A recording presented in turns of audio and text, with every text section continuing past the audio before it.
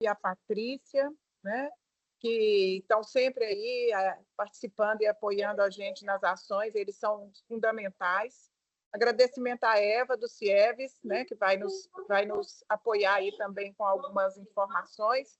E agradecimento especial também à Isabela, a equipe da Segurança e Controle Assistencial da DIRAS, que está envolvido nisso. Sejam todos muito bem-vindos, muito obrigada a vocês e podemos começar. Nós fizemos uma programação, acordei com a Debal, né, Debal, da Eva começar nos trazendo alguns dados, a contextualização da situação epidemiológica, para que a gente possa ouvir a aula da Debal e da Patrícia e discutir algumas questões relacionadas a esse atendimento e dados epidemiológicos.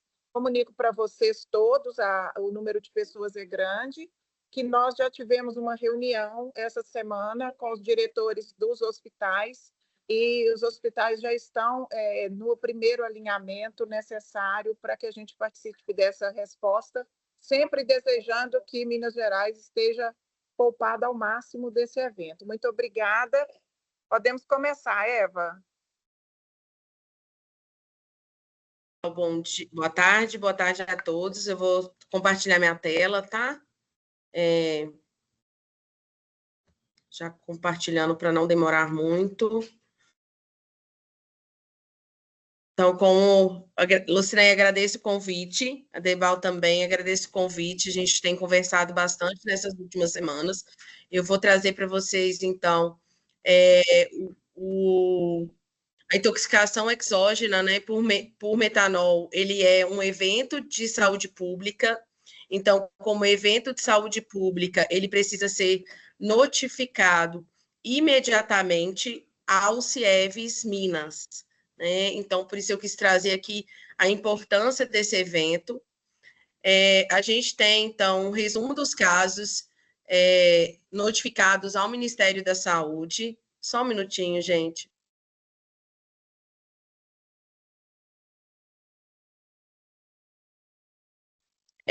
Então, como falado, né, eu trouxe aqui, então, para vocês, tanto o cenário de casos descartados, suspeitos e confirmados por UF, e também por os óbitos ocorridos. Então, o que a gente tem no cenário hoje? No Brasil, foram notificados ao CIEVES Nacional 404 casos de sugestivos, né, suspeitos de intoxicação por metanol após ingestão de bebida alcoólica. Destes, 445 foram descartados, 24. Tem alguém com áudio aberto? Obrigada. 24 foram confirmados e 235 ainda permanecem como suspeitos. Então, os casos que têm casos confirmados são Paraná, Rio Grande do Sul e o estado de São Paulo.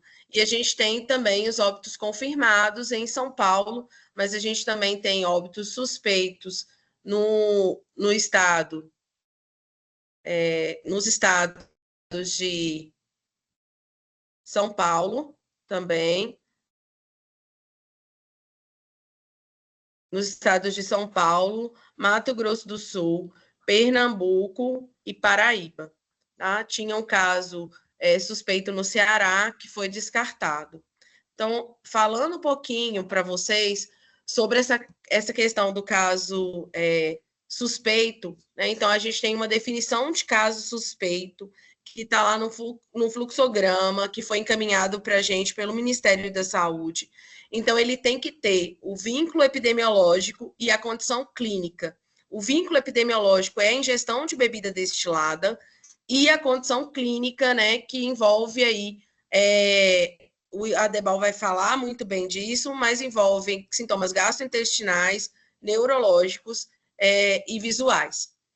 A gente tem orientado, então, diante de um caso suspeito, comunicar imediatamente ao CIATOX. Então, nosso primeiro ponto que vai comunicar com vocês vão comunicar ao CIATOX. Então, liga no plantão do CIATOX, discute o caso com a equipe que está de plantão, e mediante, olha, assim, é um caso suspeito, então eles vão dar orientação frente a esse caso, que é comunicar ao CIEVS Minas, preencher a ficha de notificação de caso de intoxicação exógena, a ficha de notificação do SINAM, né, e coletar a amostra.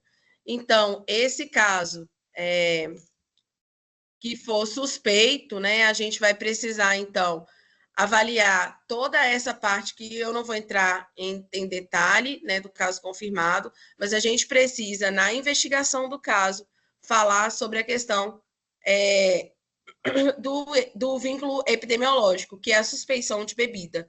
Então, precisa avaliar essa bebida foi consumida, qual a quantidade foi consumida, aonde foi comprada, quem mais tomou, né, dessa bebida junto, porque essas informações são importantes para a gente desencadear as ações com a vigilância sanitária. Uma observação em relação a isso é que isso precisa chegar para a gente por e-mail. O e-mail do Notifica, o plantão, né, do Notifica que a gente está deixando aqui para vocês. Vou deixar essa apresentação também com a Lucinéia e com a Debal, que vocês vão ter acesso.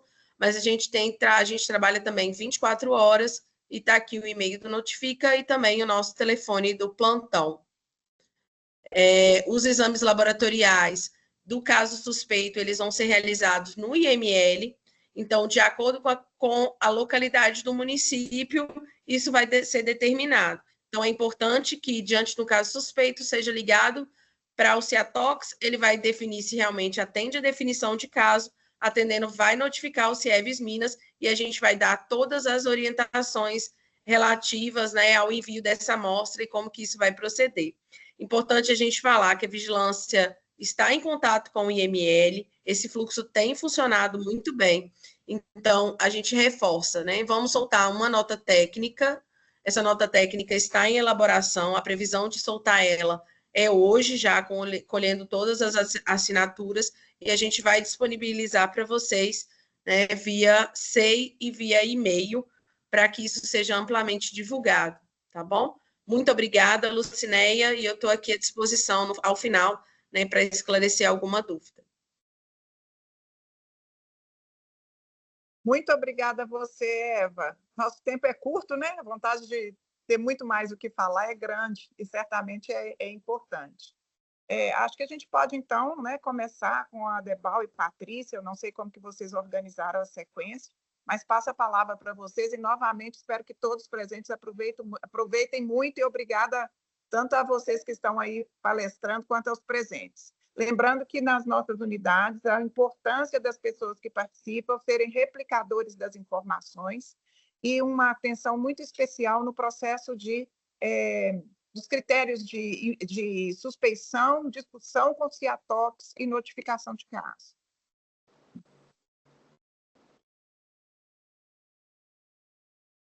Bom, boa tarde. Isabela, você consegue colocar a aula?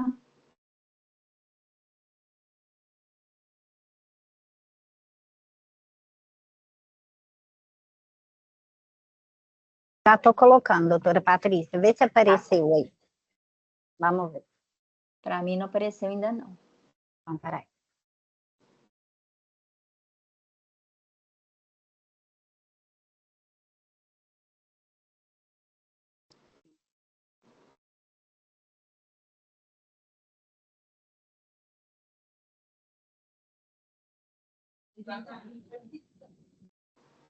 Agora foi.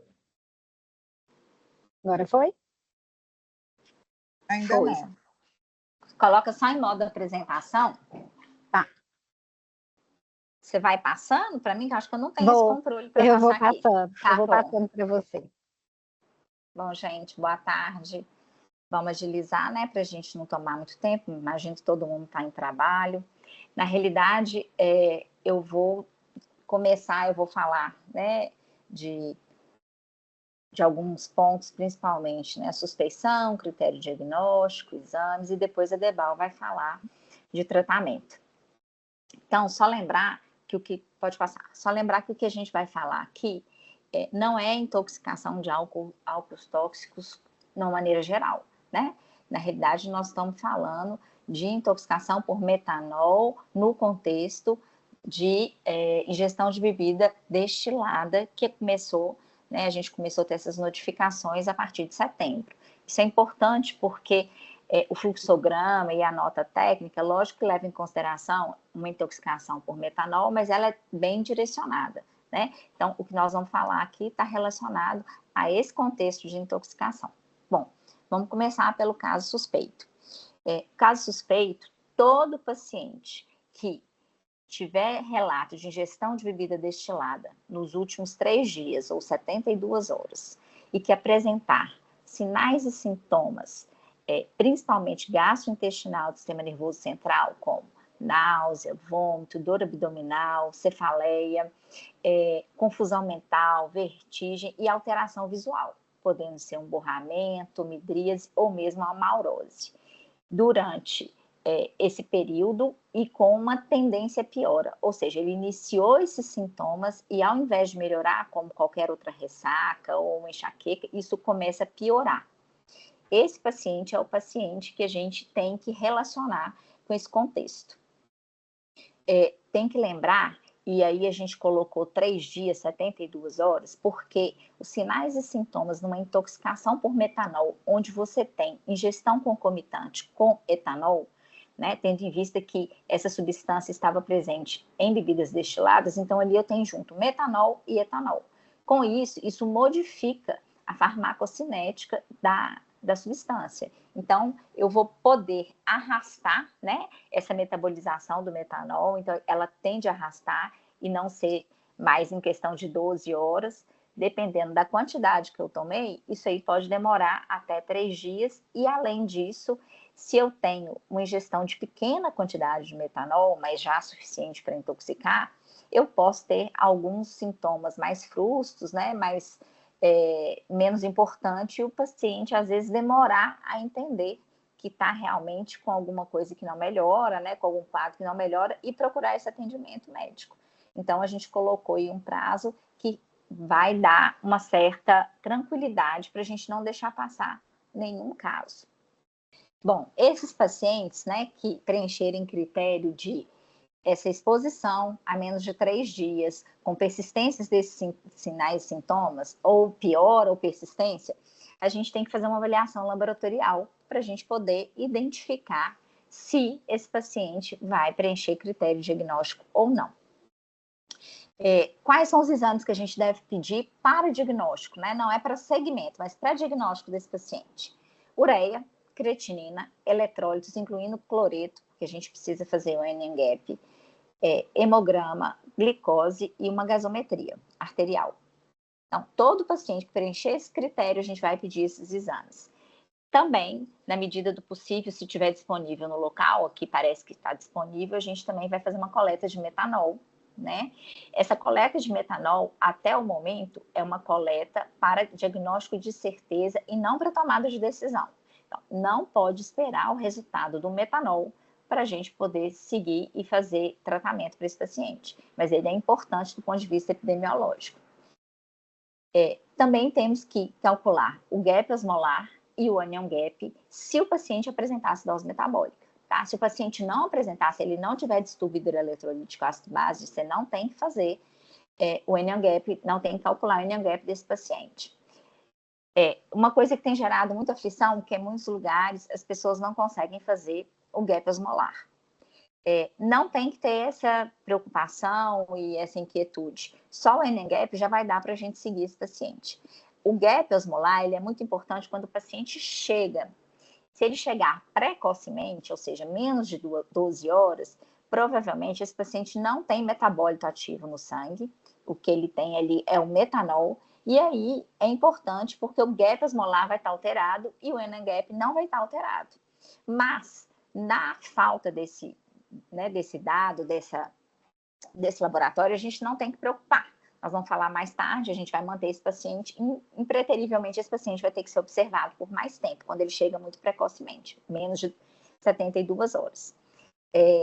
Lembrando que no início, né, isso que eu acabei de falar, no início da intoxicação, eu tenho um gap osmolar aumentado e a partir do momento, porque eu tenho ali no organismo metanol, a partir do momento que esse metanol vai caindo, porque ele vai se metabolizando em ácido fórmico, eu vou acidificando o sangue, então eu vou aumentando vou diminuindo o pH, ou seja, eu vou aumentando essa acidez e com isso eu vou aumentar também o anion gap. Então, a gente percebe que precocemente eu vou ter um gap osmolar aumentado. E mais tardiamente, principalmente depois de 12 horas, eu já tenho distúrbio eletrolítico ácido base, principalmente com esse anion gap alterado. Então, como a gente não consegue ter em tempo hábil, né, para tomada de decisão, a dosagem de metanol, a gente procura, né, uma evidência indireta no organismo, que é essa alteração do pH e com anion gap aumentado, para a gente avaliar, junto com todos esses critérios, né, epidemiológico e clínico, se esse paciente preenche critério diagnóstico ou não. Pode passar.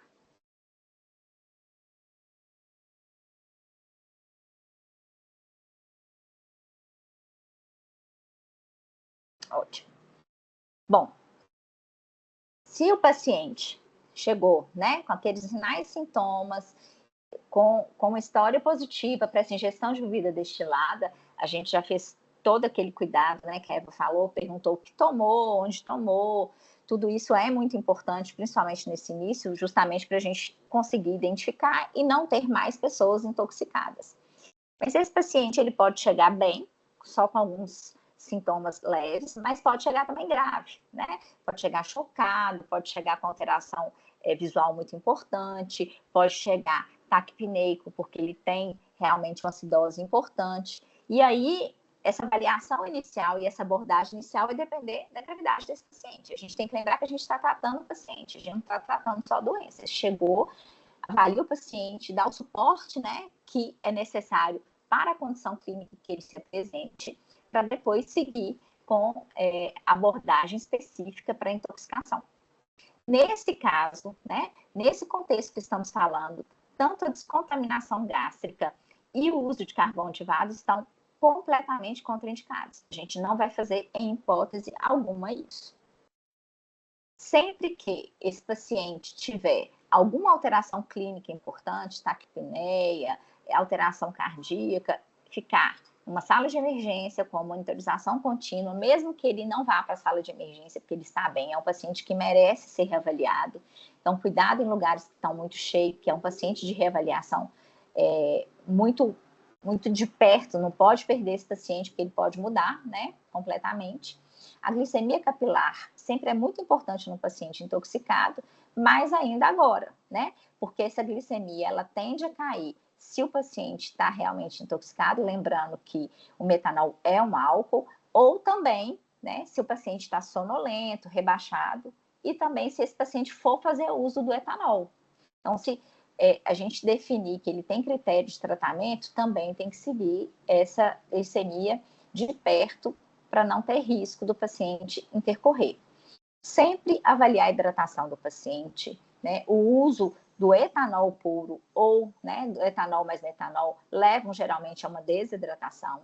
Então, hidratar o suficiente para a gente atingir um alvo, né, de 1 a 2 ml quilo-hora de débito urinário.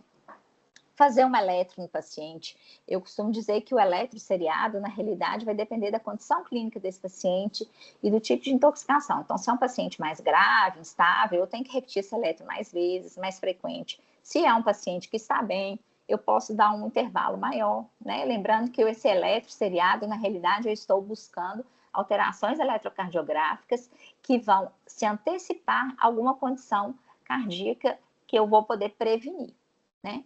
Depois disso, gente, ligar para o centro, porque eu já dei o suporte, o paciente está bem, eu já fiz, na realidade, ele já preencheu aqueles critérios diagnósticos, eu vou ligar para o centro. E aí faço uma notificação, no caso suspeito, todas as notificações têm que ser feitas. E a avaliação neurológica oftalmológica está aqui como uma abordagem, mas a gente sabe que isso aqui vai ser feito só na referência, né? A gente precisa de um hospital que tenha esses especialistas, mas a gente tem que lembrar que a intoxicação, principalmente por metanol, ela requer uma avaliação e, inclusive, um acompanhamento da neurologia e da oftalmologia. Pode passar. Bom, vamos repetir, né? Exame diagnóstico. Não precisa sair pedindo um tanto de exame, né? A gente tem que ser muito racional na hora de pedir exame. Ureia, creatinina, eletrólitos, gasometria arterial, né? Coletar o metanol se tiver disponível. Tem um anexo justamente para poder explicar como que coleta o metanol, porque se você fizer higienização e depois com álcool, com algum degermante alcoólico, vai dar alterado. E lembrar que a gente só vai pedir metanol pelo menos 2 horas após a exposição. Não adianta pedir logo em seguida, a gente tem que ter esse prazo. Quanto mais tempo se passa depois dessas 2 horas, a tendência é esse metanol ir caindo também. Então, o ideal é que a gente também não passe muito de 12 horas. Mas a gente consegue, muitas vezes, detectar quando é uma intoxicação grave, metanol, até dias depois, tá? E calcular o anion gap e o gap osmolar se, né, o anion gap se esse paciente tem acidose. O gap osmolar, se você tiver condição de fazer no seu serviço, seria bom para os pacientes que chegam com menos de 12 horas. Para os outros não faz muito sentido. Pode passar. Bom, então revendo aqui os critérios diagnósticos, a gente tem um critério que é o critério confirmatório, né, vamos dizer, o padrão ouro, que é a detecção, a quantificação de metanol no sangue ou na urina.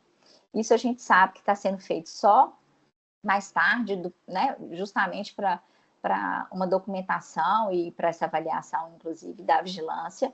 Isso não dá para a gente esperar, né? A gente teria que ter isso aí 1 a 2 horas no máximo, mas se tem disponível um fluxo, deve ser feito, né? Porque isso é muito importante.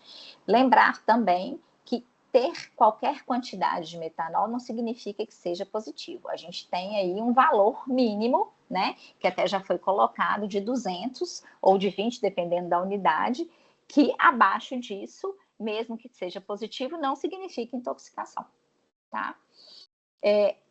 Como na maioria dos lugares a gente não vai ter como fazer isso, nós vamos ter que fazer um diagnóstico presuntivo mesmo, né? A gente vai avaliar todos os sinais e sintomas, epidemiologia, colher os exames. Deu uma acidose, né? Importante. Com alteração de anion gap, provavelmente eu estou de frente a uma provável intoxicação por metanol, né? A intoxicação por metanol ou por qualquer álcool tóxico, geralmente ela cursa com muita alteração. Não é uma acidose discreta, são acidoses importantes, com pH muito abaixo do que esperado, inclusive alguns que a gente nem acredita que é compatível, e um bicarbonato muito baixo, geralmente abaixo de 10. Né? Há um consumo muito grande de bicarbonato, porque eu estou ali na hora que eu estou metabolizando, eu estou acidificando e consumindo bicarbonato. Lembrar que o gap osmolar é importante no início e o anion gap é importante depois, principalmente dessas 12 horas. Pode passar. Bom, diagnóstico diferencial, gente. Eu acho que esse é um grande problema atual. A gente tem que entender que existem várias condições, inclusive mais frequentes, de acidose metabólica com alteração do anion gap. O que a gente tem visto é que muitas vezes as pessoas ficam com dificuldade ou esquecem mesmo de fazer esse diagnóstico diferencial. Na realidade, nós vamos pensar numa intoxicação por metanol ou qualquer álcool tóxico, quando aquela acidose que o paciente tem não se justifica por nenhuma outra causa. Então, eu tenho que avaliar as principais causas de acidose para esse paciente, inclusive as mais frequentes, né? Uma cetoacidose alcoólica, que é muito comum em etilista, uma cetoacidose diabética, ou mesmo uma acidose metabólica por causa de um baixo fluxo, por uma sepse, por perfusão. Isso tudo pode levar, ou mesmo insuficiência renal muito avançada ou aguda, pode levar a um quadro de uma acidose. Então, isso tudo tem que ser investigado do ponto de vista clínico e, às vezes, laboratorial, né? A gente percebe que destilado é uma bebida preferida, muito dos pacientes são etilistas. E um paciente com libação alcoólica, ele pode evoluir com uma cetoacidose, né? Própria do álcool, que é menos grave do que a cetoacidose por álcool tóxico, mas tem sua gravidade. Então, é importante a gente descartar qualquer desses diagnósticos, são diagnósticos corriqueiros e com uma frequência muito maior do que a intoxicação por metanol. Tá? Mesmo no contexto atual, né? Se a gente for pegar hoje no contexto atual, essas doenças, né, elas ainda são muito mais frequentes. Então, a gente não pode esquecer dessas doenças. Pode passar. Bom, vamos reforçar. Gap osmolar normal, tá? Não exclui intoxicação. Principalmente se esse paciente chegou muito tardiamente. Lembrar que o gap osmolar, ele é alto no início e vai decaindo, né? Porque no início eu tenho metanol, que vai aumentar a osmolaridade. E no final, a partir de 12 horas, o que eu tenho subindo ali é o ácido fórmico, né? Então, é um ácido que vai acidificando e que vai alterar a acidez do sangue e o anion gap. O metanol por si, ele não é tóxico. Na realidade, o problema é justamente os metabólitos. Por isso que às vezes a gente vai demorar aí, dependendo se eu tomei concomitantemente ou não, uma quantidade de etanol que pode levar a um quadro de uma apresentação mais tardia, tá? A ausência de acidose metabólica também, e essa alteração do anion gap, não descarta diagnóstico. A gente tem que lembrar que a intoxicação, ela tem uma cronologia desde o momento que você se expôs. Então, na hora que eu vou pegar um caso, vou discutir, vou avaliar um paciente, é muito importante a gente fazer essa cronologia, né? Do tempo, quando que foi exposto, se tem exames seriados, o horário de cada exame. Isso é muito importante para ajudar no raciocínio, tendo em vista que esse diagnóstico de certeza a gente não está tendo em tempo hábil para tomada de decisão. Tá? Se esse paciente chega sem acidose metabólica com menos de 72 horas, mas uma epidemiologia muito forte e mantendo sintomas, é aconselhável que esse paciente fique pelo menos 24 horas e que repita os exames na unidade. A gente tem que avaliar se esse paciente está melhorando ou se esse paciente está piorando, né?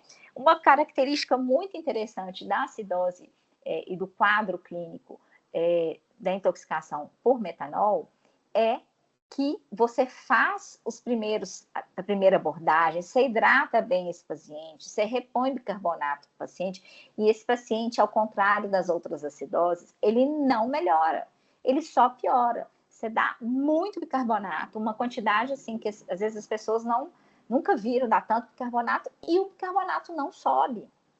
Então, isso é muito característico da intoxicação por metanol. Se eu começo a hidratar esse paciente, repor bicarbonato e esse paciente melhora, eu tenho que ficar com o pé atrás, porque provavelmente isso não é intoxicação por álcool tóxico.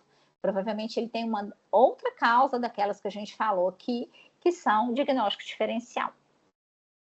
Bom, agora a Debal vai falar a parte de tratamento.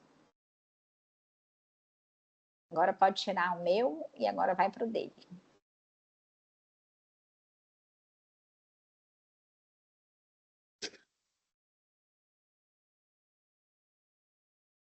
Bom, enquanto a Isabela coloca a aula, não é esse, Isabela? Fala alto. Não tá falando baixo, né? Tá me ouvindo? Seu microfone está baixo, Debal. Melhorou? Sim, Melhorou? sim. Melhorou um pouco. Vê se consegue aproximar mais, doutora Debal. Já tá bem próximo. Melhorou? Melhorou. Está aparecendo para você? Sim. Ok, então, boa tarde a todos. Queria agradecer a presença aqui, um número significativo de pessoas, e a gente vai falar um pouco do tratamento. Vocês estão me ouvindo agora, Isabela? Sim. Estamos. Sim. Ok, tá ótimo. Então, os surtos de intoxicação por álcoois tóxicos, incluindo aí o metanol, acontecem no mundo de vez em quando, felizmente com uma frequência não tão grande. E quando eles acontecem em algumas regiões, normalmente sobrecarregam aquelas unidades assistenciais, seja no atendimento, quando o número é muito acontece rapidamente, e também uma escassez de antídoto e de diálise, que são as duas bases do tratamento da intoxicação por metanol. E uma coisa que é muito importante em todos os surtos que a gente vê é a questão da comunicação entre as equipes, e isso é vital. E a gente tem que preservar muito bem isso. Pode até ter uma carência de um antídoto, de um exame aqui, mas a gente consegue solucionar se a gente tiver uma comunicação eficaz. O próximo, por favor. O diagnóstico diferencial, a Patrícia já chamou a atenção, mas nos casos que nós estamos vivendo agora, é o principal problema. É excluir aquilo que não é intoxicação. Porque, na verdade, quando você vê a definição de caso suspeito, né, o uso de destilados, você acaba sendo bastante abrangente. E tem várias situações, como a Patrícia já chamou a atenção, e eu incluiria aqui as intoxicações por salicilatos, por metformina, que cada vez é uma intoxicação mais frequente, e até outros álcoois tóxicos que dão manifestações muito parecidas. E eu grifei aqui a cetoacidose alcoólica. O próximo. A cetoacidose alcoólica, a Patrícia já chamou atenção, ela ocorre e é um quadro muito parecido com a intoxicação por metanol. Nós tivemos um caso aqui ontem que é figura de livro. Então é um paciente, geralmente é um metilista, que relata uma ingestão muito grande e muito concentrada há alguns dias atrás, parou de tomar bebida porque começou exatamente com um quadro digestivo, e ele chega para nós 2 ou 3 dias depois com um quadro exatamente igual que a Patrícia já descreveu, e é muito difícil fazer essa diferenciação. E isso é muito importante caracterizar para evitar que você desencadeie todo o processo de tratamento, que também tem seus efeitos adversos. O próximo. A abordagem inicial, a Patrícia já chamou atenção, mas eu queria falar por que não fazer a descontaminação e carvão ativado. Primeiro que a absorção é muito rápida, então passar uma sonda vai ser mais uma agressão ao paciente e você consegue resgatar muito pouca coisa. E o carvão ativado não absorve álcool. E, além do mais, esses pacientes costumam ter vômitos e você vai ter mais um problema na condução desses casos. A notificação é extremamente importante e, especialmente nos alcoolistas crônicos, naqueles pacientes desnutridos, e isso não está no protocolo, lembrar da tiamina para a prevenção de síndrome de Wernicke-Korsakoff, que não tem... Doutora Debal, Pois não? desculpa te interromper. As pessoas estão falando aqui no chat que está muito difícil de ouvir ainda. Teria possibilidade de trocar o microfone? Tá, vou trocar o microfone. Só um minuto, por favor. Tá, obrigada.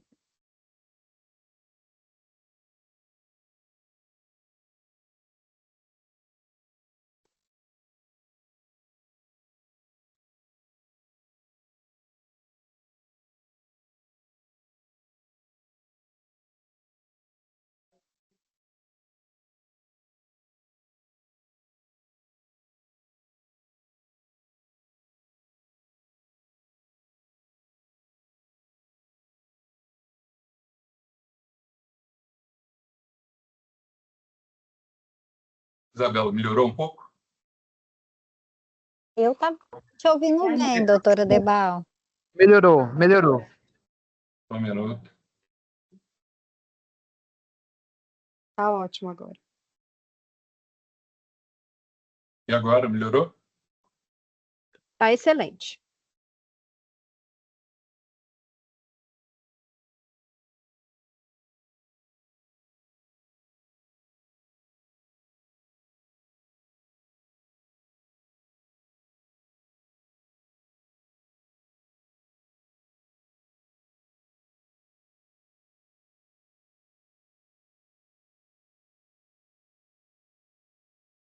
Melhorou? Doutora Debal, Oi? tá ótimo agora. Excelente. Tá nos ouvindo? Estão me ouvindo? Sim. Bom, eu não consigo ouvi-los, então, mas vocês estão me ouvindo, está ótimo. Então, lembrar da tiamina para aqueles pacientes alcoolistas crônicos ou desnutridos, para a prevenção da síndrome de Wernicke-Korsakoff. O próximo, por favor.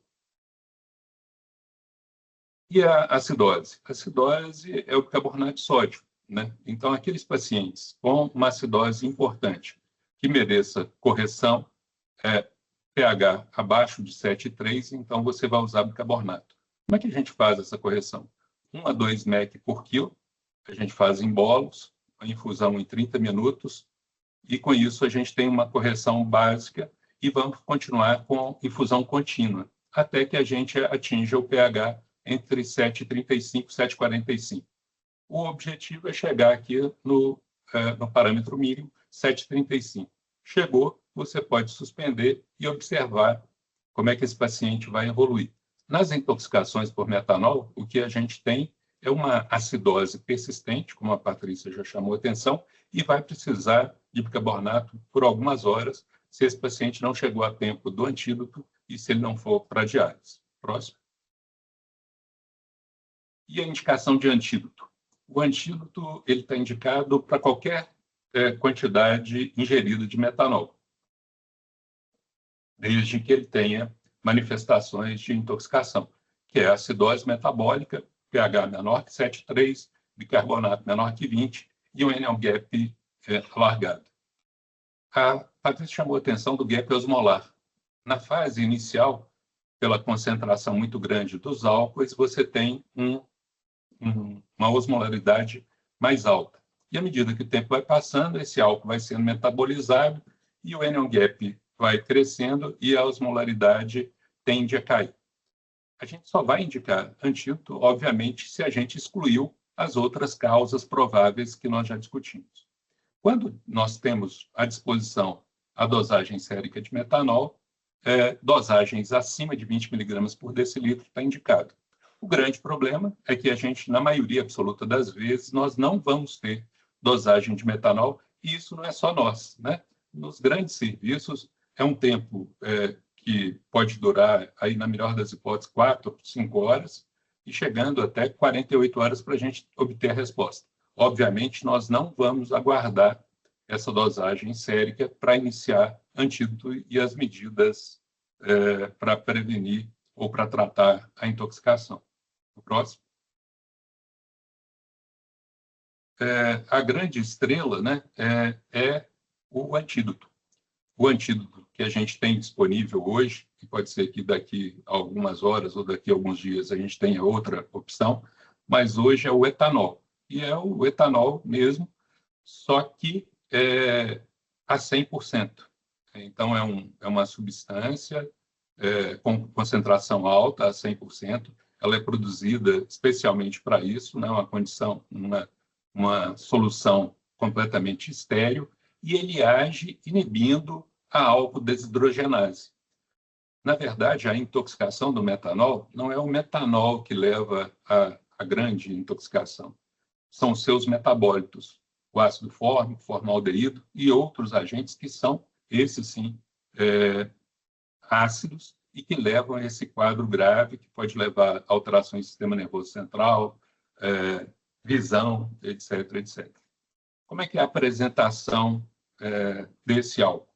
Nós temos ampolas a 10 ml, ele é manipulado, então você tem que fazer a compra direto nas farmácias de manipulação, com álcool a 99,5%, às vezes 99,9%. Uma sugestão que a gente tem feito, e que está, inclusive, no protocolo do Ministério da Saúde, para viabilizar a administração, é diluir 100 ml, cada ampola tem 10 ml, então são 10 ampolas, em 900 de solução glicosada isotônica. Lembrar que um dos efeitos adversos que tem o etanol, já que você vai causar uma embriaguez no paciente, é uma hipoglicemia. É interessante que a diluição seja já com solução glicosada isotônica 5%. Nós vamos ter, então, uma solução a 10%, preferencialmente administrada em acesso central, para você não ter flebite, complicações na infusão, e faz uma dose de ataque.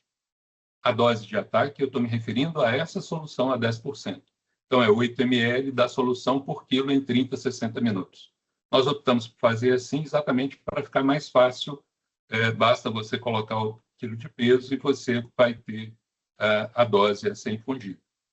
Obviamente, isso não vai ser suficiente para bloquear totalmente a álcool desidrogenase. Então, você precisa fazer uma dose de manutenção. Essa dose de manutenção, nós temos, a princípio, 3 possibilidades de infusão. No não alcoolista, a gente tem 0,8 a 1,3 ml por quilo por hora daquela solução a 10% que eu falei. Os indivíduos alcoolistas, eles têm um metabolismo mais rápido, e aí nós vamos ter que oferecer mais etanol para que esse etanol faça competição lá com o metanol e bloqueie a sua metabolização.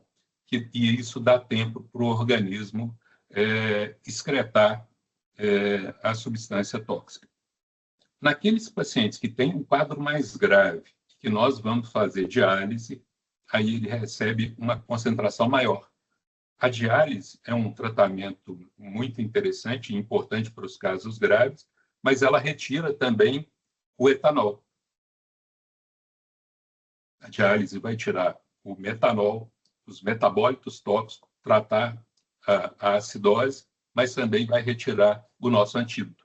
Por isso que, naqueles pacientes com hemodiálise, nós vamos ter que carregar a mão e 2,5 a 3,5 ml por quilo por hora.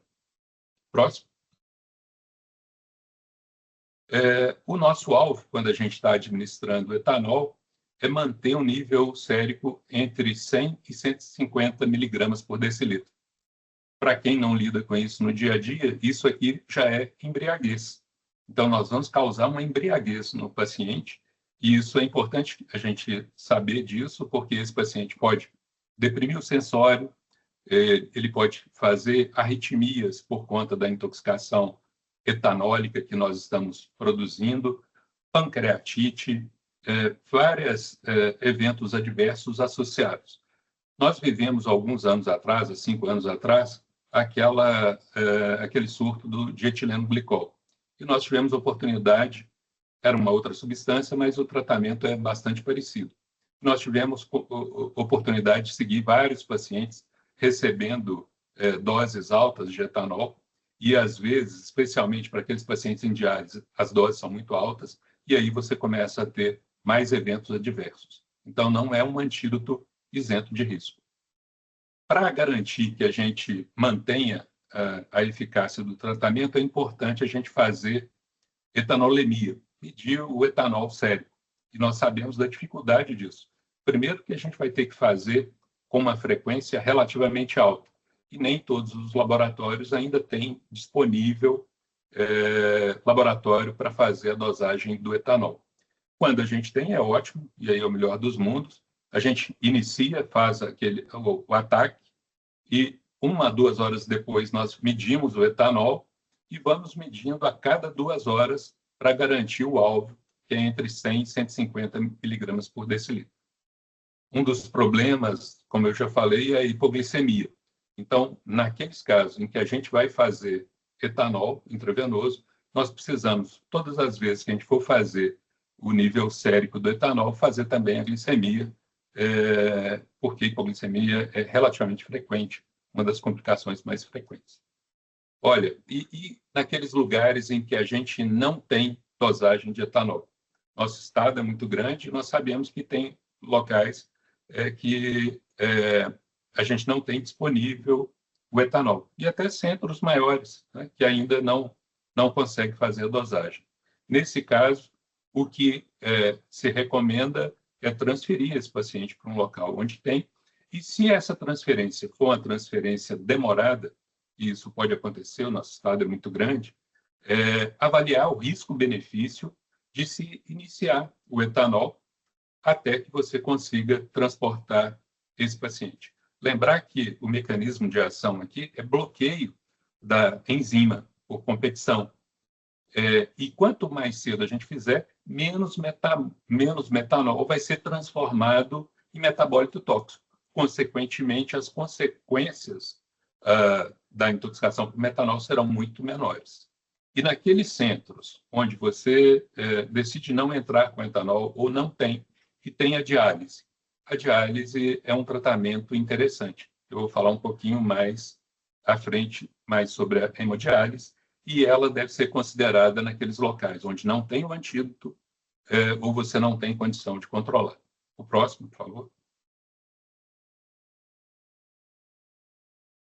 A diálise, então, é um tratamento assim, muito bacana para a intoxicação por metanol. Ela vai retirar o álcool tóxico e elimina também os seus metabólitos.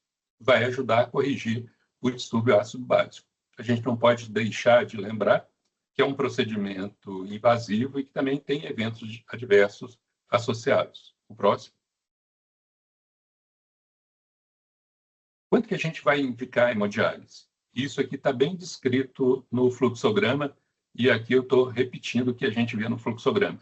Aquele paciente já que encaixou no caso suspeito, está apresentando coma ou convulsões, verificar se não é um paciente epilético, né, e a crise convulsiva que ele está apresentando é por conta de uma hipoglicemia. Então, sempre uma boa anamnese, um exame físico para a gente não superindicar o procedimento. Se é um paciente já considerado suspeito e que apresenta um déficit visual agudo, não está enxergando bem, campo visual reduzido, aquela visão embaçada, isso agudamente relacionado com essa exposição, também indicado. Uma acidose metabólica que você não consegue explicar de outra forma, um pH abaixo de 7,15, e aquele paciente que, mesmo que você tenha hidratado ele, feito o bicarbonato em bolos, com infusão contínua, ele persiste com a acidose.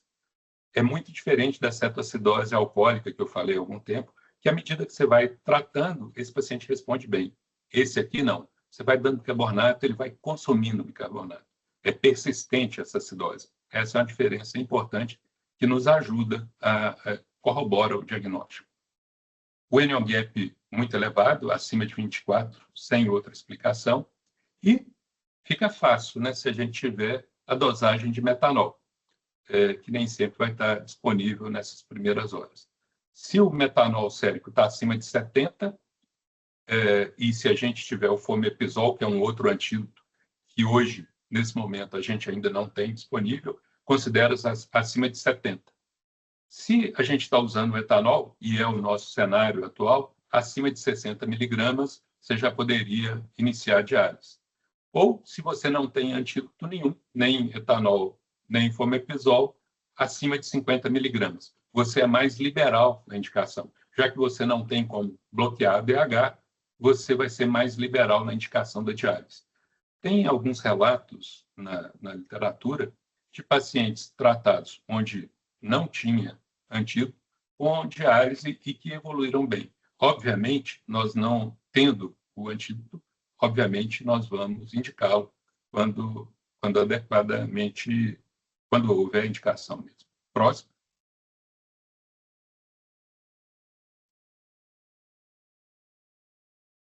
O ácido folínico.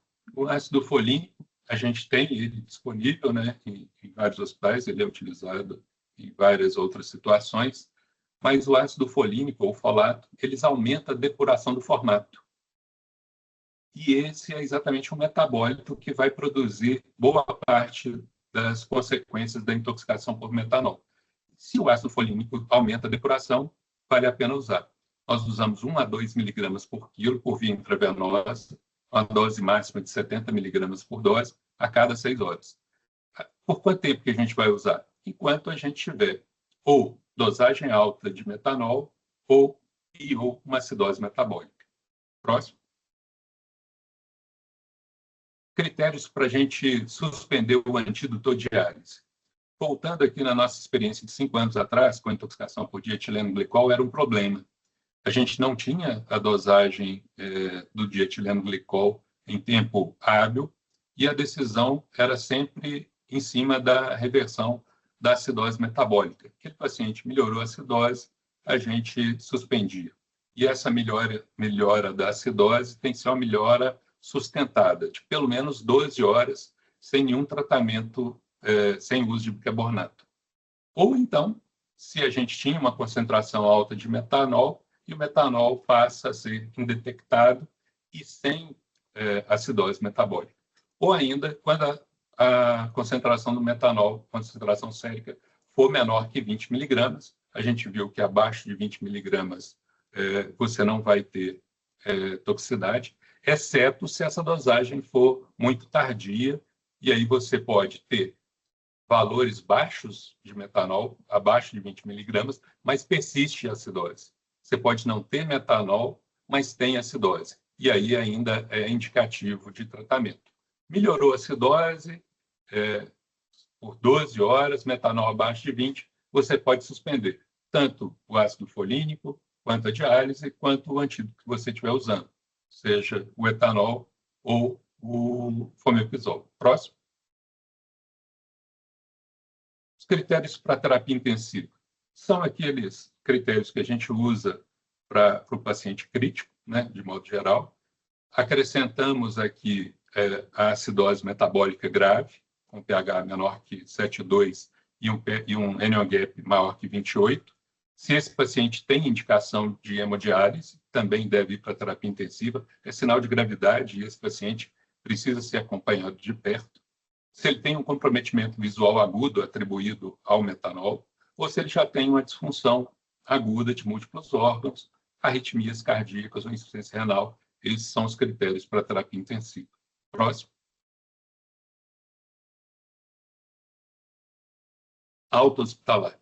Os casos leves que tiveram contato, tiveram exposição, poucas manifestações clínicas, melhora espontânea, sem acidose metabólica, sem antídoto, recomenda-se observação por 24 horas, repetir os exames conforme a Patrícia já disse, 24 horas bem, bora para casa.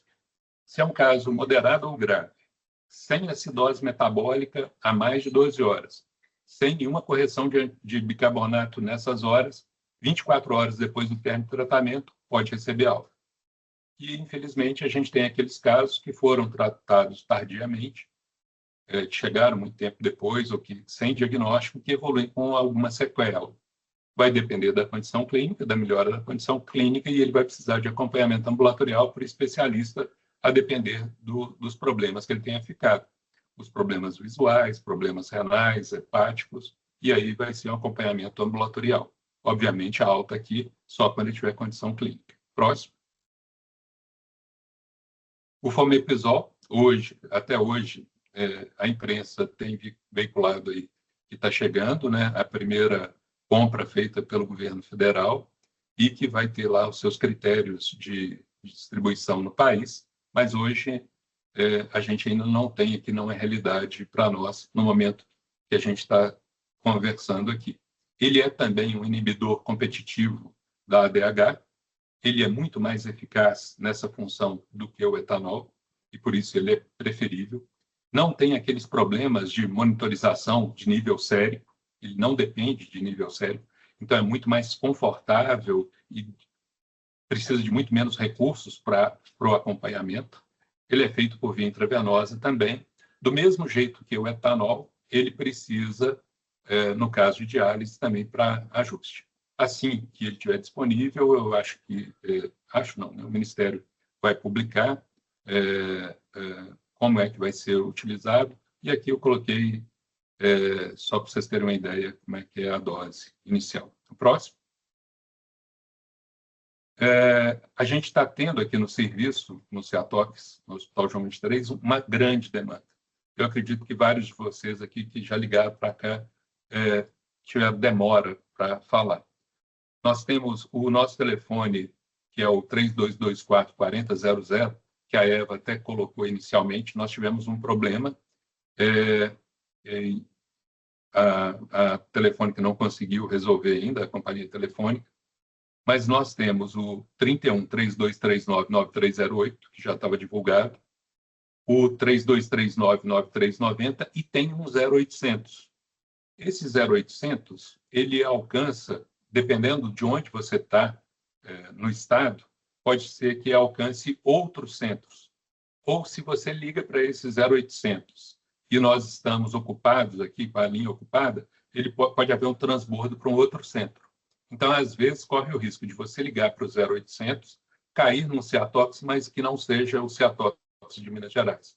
Isso aconteceu especialmente nas cidades mais próximas de São Paulo, que acaba caindo num centro de São Paulo. É interessante que, quando a gente começar a ter a orientação de um centro, que a gente permaneça com aquele centro, porque pode haver alguma divergência de condução e, em vez de ajudar, pode dificultar. Então, nós recomendamos sempre manter, se você caiu no outro centro, mantenha o acompanhamento lá, que torna mais fácil e mais célere as orientações. Uma orientação sempre antes de ligar, gastar um tempinho e fazer uma boa anamnese, tentar fazer o diagnóstico diferencial, um bom exame físico, se for possível, e isso é relativamente simples, olhar a pupila, tem pupilas dilatadas, como é que está o padrão respiratório, e uma história que vai nos ajudar muito, né? Os exames laboratórios mínimos, que nós já discutimos, né? E um outro problema que a gente está tendo é de retornar ligação.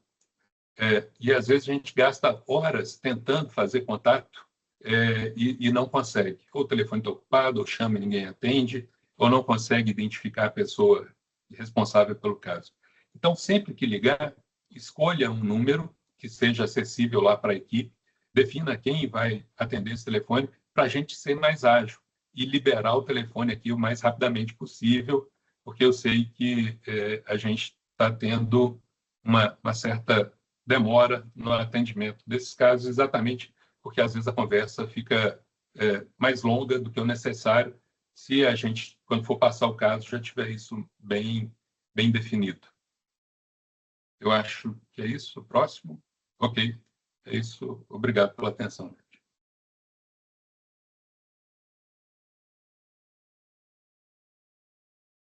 Isabela? Doutora Debal, agora você está ouvindo a gente?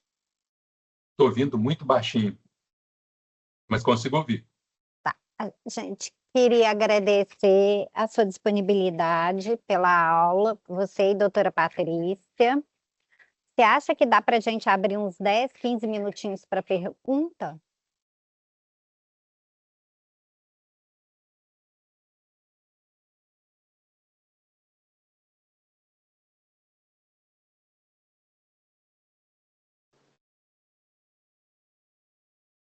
Doutora Patrícia, dá para abrir? Por mim, ok, dá sim. Acho que ele não está escutando ou ficou meio mudo lá. Eu acho que ele não está escutando muito bem. Então, pessoal, vamos abrir aqui para as perguntas. Eu vou marcar o tempo. Pessoal, antes, Bela, desculpa, eu só queria pedir para quem for fazer pergunta, por gentileza, se identificar a unidade, tá bom?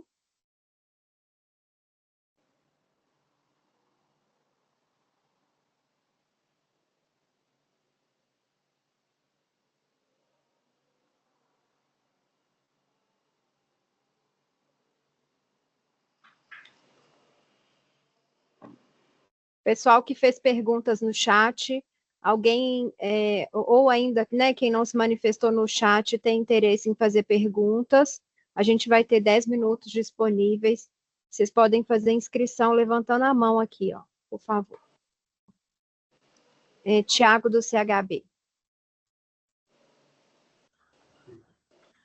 Boa tarde. Meu nome é Nara, eu sou farmacêutica da CAF aqui do HRB. E eu queria saber sobre o antídoto ácido folínico, se pode ser usado por via oral. A gente tem, na verdade, a gente tem aqui o comprimido.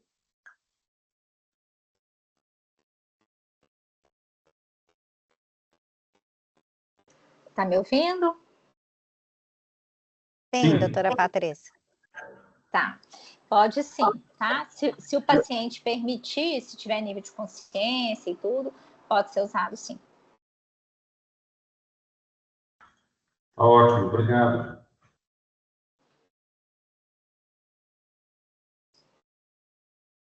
A segunda pessoa inscrita pode fazer a pergunta, por favor. Laura.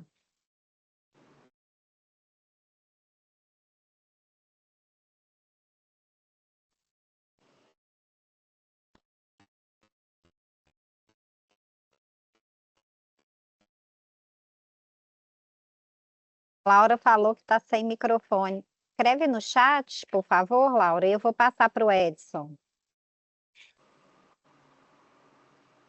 Boa tarde. Meu nome é Edson, eu trabalho no Hospital Raul Soares e também sou acadêmico de enfermagem. Por se tratar de algo assim que atualmente tem acometido, né, diante de tantos casos aí, em Minas Gerais, no caso, principalmente em Belo Horizonte, a referência aí seria João 23, não é isso? Porque a gente precisa de ter essa informação mais concreta para a gente estar orientando as pessoas, né? Porque pode acontecer bem perto da gente e a gente ter como orientar. Obrigado. Edson, você me escuta? É o seguinte. Sim.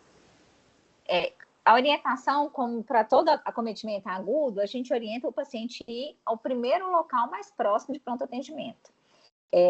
O CEATOX, ele é referência, né? Tanto no atendimento quanto na informação.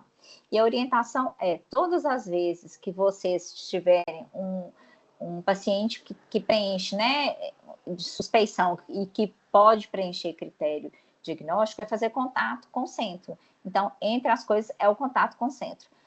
Claro que dentro de Belo Horizonte, ou mais próximo, na Grande BH, na medida do possível, eu acredito que isso vai ser possível praticamente o tempo todo, a gente vai levar esse paciente para o João 23, né, para ficar sob cuidado da equipe da toxicologia, por vários motivos. Primeiro, que lá a gente tem um antídoto, lá a gente consegue dosar, e lá também, se precisar, tem hemodiálise e CTI, tá?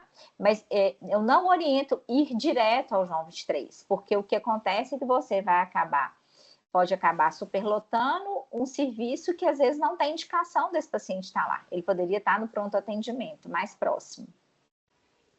Ok, obrigado. Pessoal, Nada. consegui voltar agora, estou ouvindo. Eu vou ler a pergunta da Josiane. Ela colocou aqui: poderia falar algo sobre a possibilidade de usar etanol por via oral em locais com poucos recursos? Nós não recomendamos o uso do etanol por via oral.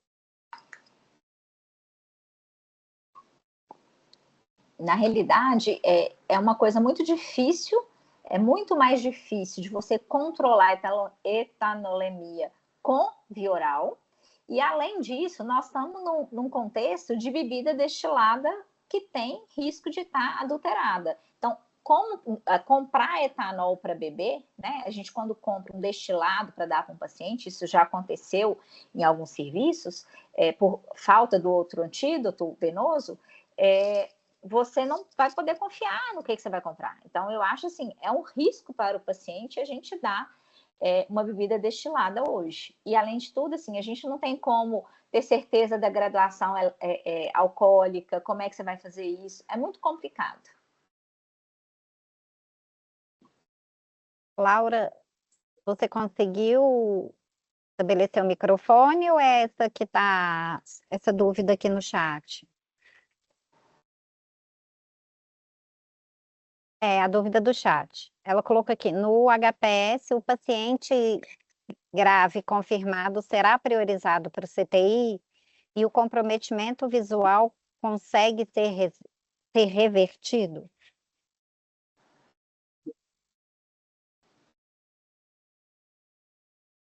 Bom, quanto ao comprometimento visual, alguns casos podem reverter parcialmente, mas isso não há garantia, né? E o que a gente costuma ver é que é uma sequela definitiva na grande maioria dos casos.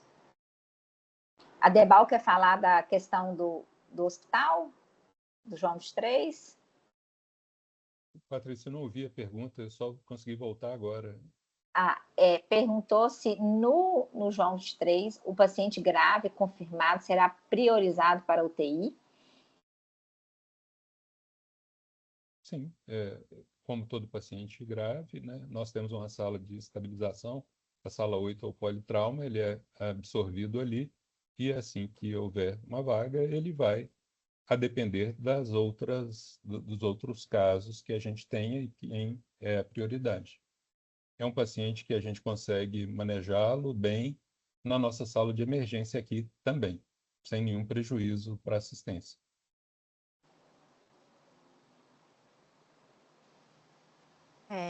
Eu acho, então, pessoal, que não temos mais dúvidas. A gente agradece equipe do CIEVES, Eva, doutora Debal, doutora Patrícia, pela disponibilidade.